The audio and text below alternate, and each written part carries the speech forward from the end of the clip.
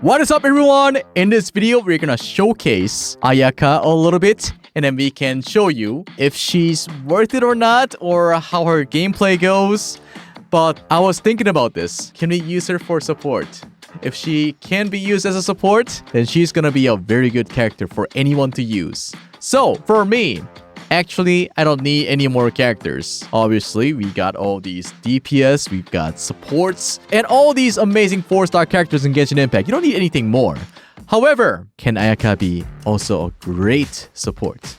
So I was thinking, one reason why I didn't like about using Xingqiu for Pyro is that it's always reverse vaporize. That means that it's 1.5 times. But if I can use Cryo support every time I make a reaction with Pyro, that means I'm going to be doing times 2 damage. So let's go ahead and see if this is going to work out. Let's go. One thing I still don't like about Ayaka is that her sprint. And it's a lot faster than Mona, I think. It just feels like it. I don't know. It may be different, but... yeah. Here we go. Here we go.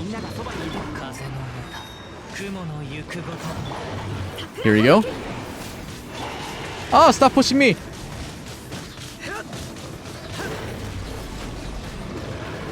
Okay. Guys, did you guys see that? After I used my Pyro attack, right away, Geo Bishop had Cryo. If this is the case, then Ayaka can be a very good support for Pyro as well. It's not going to be like Xingqiu ult where you can, have a long duration, but this is actually really nice. Let's do it again. How about we go to Rich Watch? We can go here. Alright, this time, we're going to do this in Pale Flame Set domain. Watch this.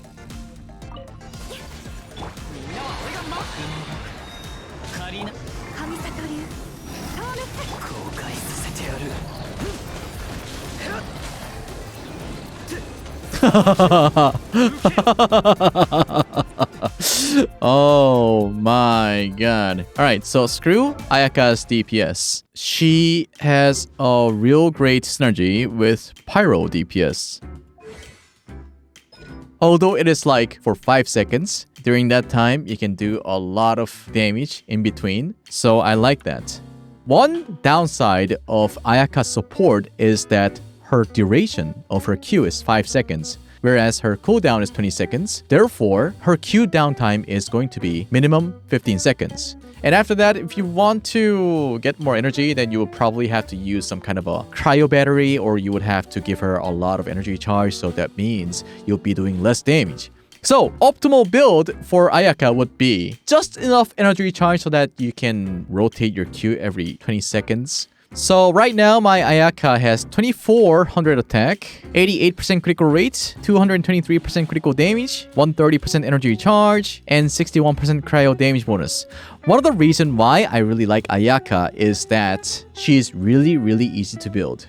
If you do have good critical rate, then you can probably use 1 cryo as Ayaka and 2 pyro and something else. But most of the time, it's not going to be the case. Because in order for you to get the nice critical rate, you would have Jade Cutter or Black Sword. So usually, you'd be going for either the Black Sword, which has like half of the critical rate compared to Jade Cutter. There is also a Sacrificial Sword. You can probably use this because she needs energy charge. If you were to use her Q a lot, then you would need Sacrificial Sword.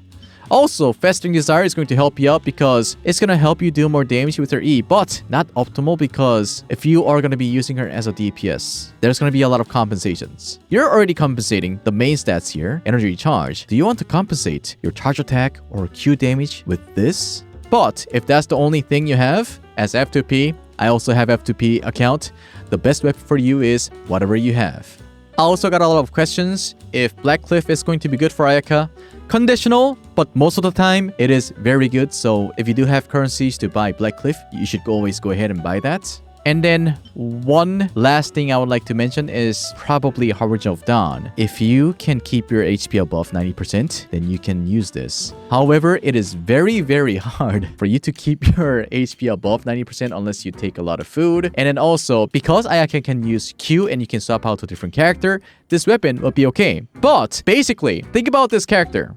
Ayaka consumes 80 energy. So that means she needs some energy recharge. 80 energy is a lot. The viable option for Ayaka is attack percentage, critical chance, critical damage, energy recharge. And I mean, if by any chance you want to create some melt reaction, then probably you can go for EM, but that's not really recommended. Anyways, if that is the case, when you're choosing weapon for her, anything that has all of that will be okay. So basically, you can use anything if you think about it.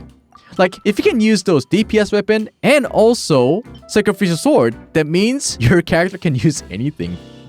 And for the artifacts, you want 4-piece Blizzard Strayer. Even if you don't have this, that's totally fine. But if you do have that, you don't care about critical rates. If you don't have enough critical rates, this is what you do. You pair Ayaka with one of the Hydro characters, for example, Xingqiu. Then you can freeze the enemy permanently with that team. But then downside of that is that if you do not have enough damage, but when they're unfrozen, they hit you and you will probably die. So I have experienced that with my FTP account. Please be aware of that. But keep that in mind that the amount of damage you're about to see is going to be C0, Talent 1, 6Q. Forgive me, I tried my best on the first day, but I just could not get all the materials that I need.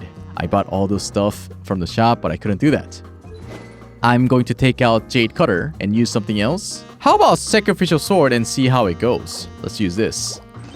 Alright, so let me explain about this team. Because you're not going to have a weapon that will give you critical chance or critical damage as fully F2P in early game, you would want to use the Freeze Comp. You can also use other Hydro characters. You can also use Barbara. But the optimal character would be Xingqiu or Mona because they can consistently provide Hydro. Anyways, so the reason why I have Kazuha is because I want to increase the amount of damage I do with Cryo, maybe Hydro as well, and Albedo E is not going to interrupt the freeze. So here we go, check this out. Put Albedo E, wet them. Okay, it's just too strong right now.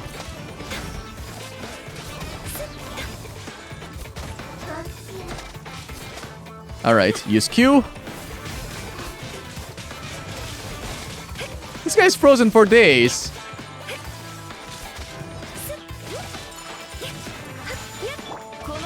Finish them off.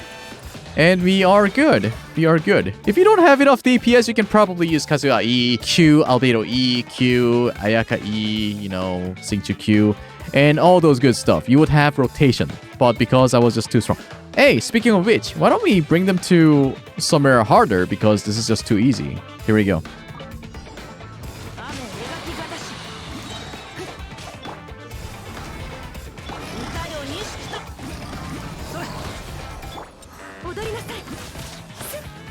Okay, freeze.